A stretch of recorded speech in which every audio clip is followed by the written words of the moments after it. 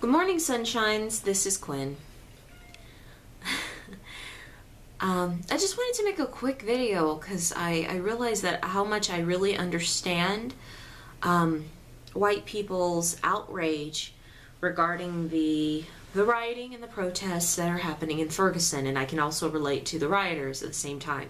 Let me tell you a story. Recently there was a fire in our apartment complex. I live in a white suburb. Nothing ever happens here, really, in our housing tract. Nothing really happens. And you can walk your dogs, whatever. There's no real fear of anything happening. But recently there was a fire in the apartment complex in the garages. I personally believe it's arson. It has not been determined yet as to the actual cause of the fire. But it was started in the overhead compartments over where the cars are parked in the stalls. And it was actually right next to my car, so it was really creepy. But that morning, we all woke up at 4 o'clock in the morning to our neighbors screaming, "Fire! Fire!" And we ran outside and we saw all the smoke coming up from our garages in the back. And I remember being so shaken up by what happened, to think that this place where I've always been safe, that something so dangerous or something so alarming could happen. And my emotions at that time were like, well, this is obviously arson, because some guy was saying that, oh, he had seen graffiti over one of the apartment complexes or the garages that had been burned. And since I heard his story, it made me think, okay, this is arson. Now, how dare somebody do that to us, is how I felt. How dare someone come into a place where I feel safe and make me feel scared of my own home where I live? How dare someone come in and do this to us? I was very upset, and I was suspicious of everybody the rest of the day, just like, who could have done this? Who could have come in here and done something like this? And even when I went to go move my car after like almost 13 hours after the fire, after the flames had died down and the police chief had moved a lot of the debris, I went to try and move my car. Some lady across the way was having some sort of crazy-ass tantrum. I thought she started it because she was arguing with someone. She was throwing shit out of the window of her apartment. She was throwing just food jars. She threw a Hello Kitty crock pot that almost hit me. And I mean, she threw her refrigerator out on the front lawn. I was like, what the hell? This lady must have caused it. And I was just so, or she knew somebody, or she was arguing with whoever caused it, is what I thought, is what I assumed. And she was just really so screaming. And even when the guy who's the custodian of the grounds came over and was telling her she needed to stop, she was like, oh no, this is all your fault. You did this.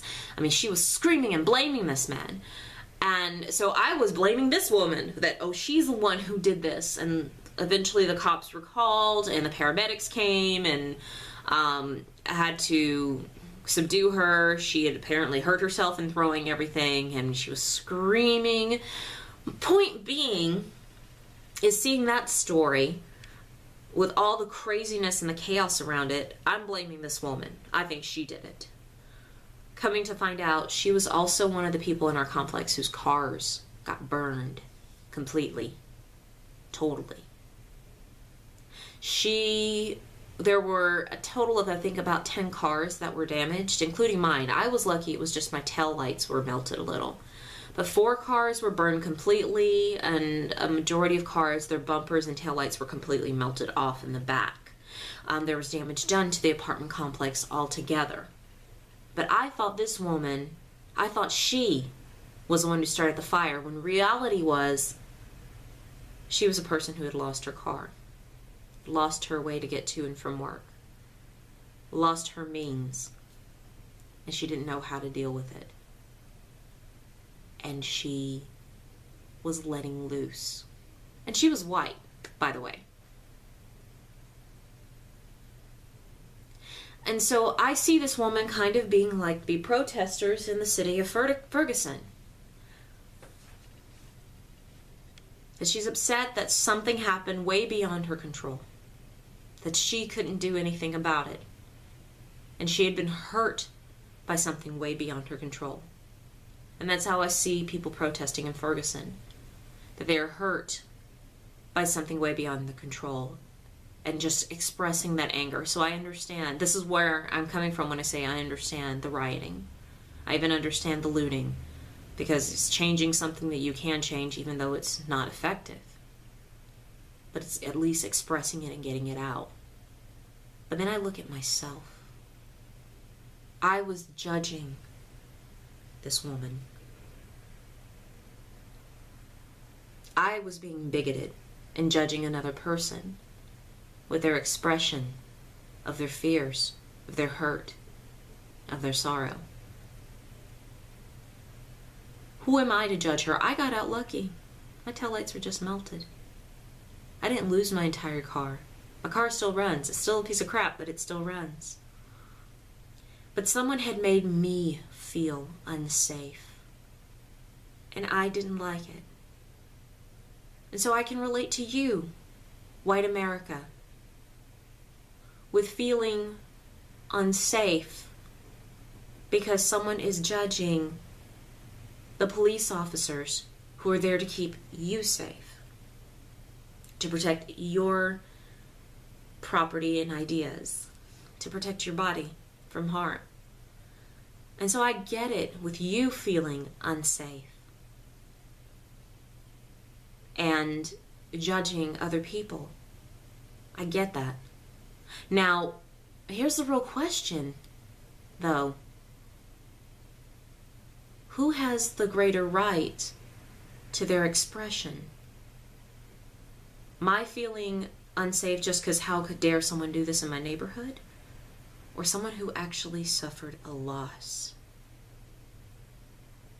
That's where I'm having to grow as a person and really look beyond my own fears and look beyond my own experiences and expectations. And that's what I challenge you to do. Is to look at that whole being grateful for what you've got and looking at what someone else doesn't have. And looking at how maybe you've judged others too.